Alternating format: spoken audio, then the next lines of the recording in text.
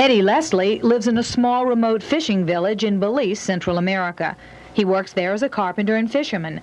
19 years ago, he was born deaf, but Eddie's deafness was misunderstood. He was thought to be mentally retarded, and he was even barred from attending school. But Atlanta businessman Larry Vickers met Eddie on a recent visit there. A very simple person, fisherman, carpenter, barefoot every day, carefree, but at the same time expresses a desperate feeling and need to be able to talk and to hear and to do the things that other people do.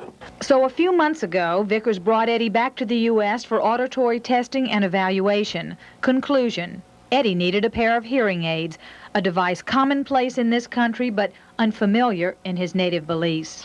He touched me. It was that simple. It was, you know, you meet some people in your life that just are special. This is where normal hearing is. This is normal conversation as we speak, and these marks are where Eddie hears.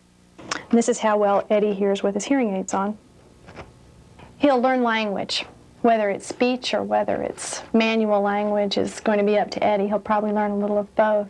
We've seen just in the 6 months that he's here that he's taken manual sign language and really done quite a bit with it. Vickers recalls Eddie's first sounds. A car went by, and he did one of the most comic double take I've ever seen in my life. But, you know, that was the first sound that he'd heard. And I pointed to the car, and he immediately understood that. Eddie remains here on a 6-month visa. Daily, he's getting educational and vocational training through a program sponsored by the Atlanta Deaf Action Center.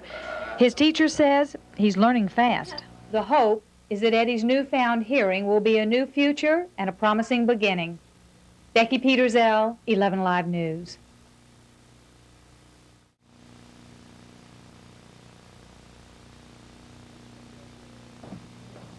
This 28-year-old woman, who is asked not to be identified, is going to see her doctor. She's one of the many thousands of people, men and women, who have suffered from venereal diseases. In her case, venereal warts. Doctors say it's common today, though rarely discussed. Venereal warts are a sexually transmitted disease that is caused by a virus. This patient's condition persisted for over a year despite several different types of treatment. You're embarrassed. You're scared. You'd think you're the only person in the world, but you're not. There are a lot of people out there with the same problem. Finally, she was referred to an experimental program sponsored by Burroughs Wellcome Company. It combines the use of laser with injections of interferon. Interferon is a substance produced by the body's white blood cells which can now be duplicated in a laboratory. Dr. Ronald Bernstein heads the study. We give the interferon to kill the virus, and at the same time we physically remove all the wart-like lesions, which are really the home where the viruses are living. So far, Dr. Bernstein says the 28 patients in the study have had no reoccurring venereal warts. Becky Petersell, 11 Live News.